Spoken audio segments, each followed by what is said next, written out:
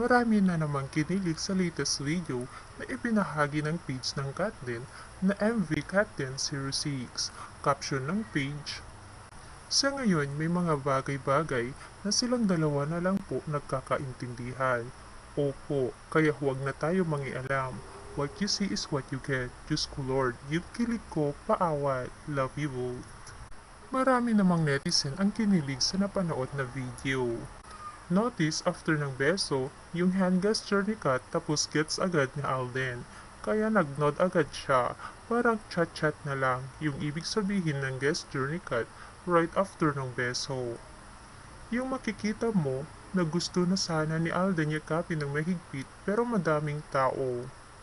Good morning mga kakatden delulu. After 38 years, ngayon lang ako mag-ship ng love team sa edad kong to. If ever maging sila, mukhang